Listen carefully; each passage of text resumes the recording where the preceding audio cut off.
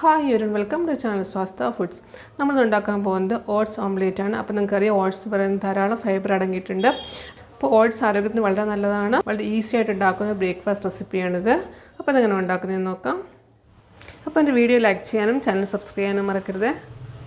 Oats omelette ഉണ്ടാക്കാൻ വേണ്ടി ഞാനിവിടെ 1/2 കപ്പ് ഓട്സ് എടുത്തിട്ടുണ്ട്. ഇനി ഇതിൻ്റെ ഇതിലോട്ട് ഒരു 1/2 കപ്പ് പാലൊഴിക്കാം.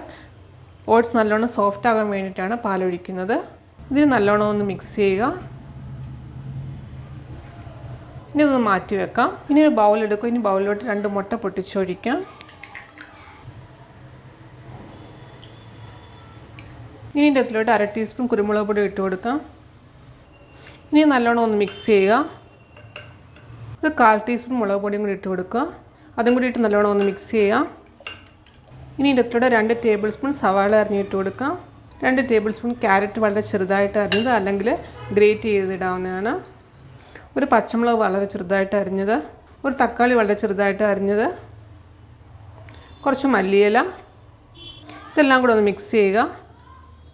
ഇനി ഇതിൻ്റെ ഇതിലൂടെ നമ്മൾ സോക്ക് ചെയ്ത് വെച്ചേക്കുന്ന ഓട്സ് ഇട്ട് കൊടുക്കാം. 1/2 ടീസ്പൂൺ ഉപ്പിട്ട് കൊടുക്കുക.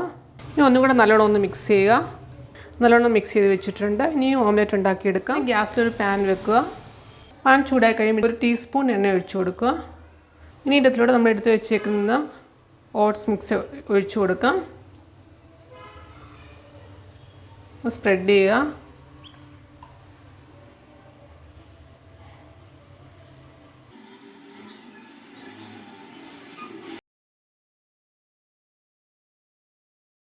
ഇനി അടച്ചു വെച്ചൊന്ന് കുക്ക് ചെയ്യാം.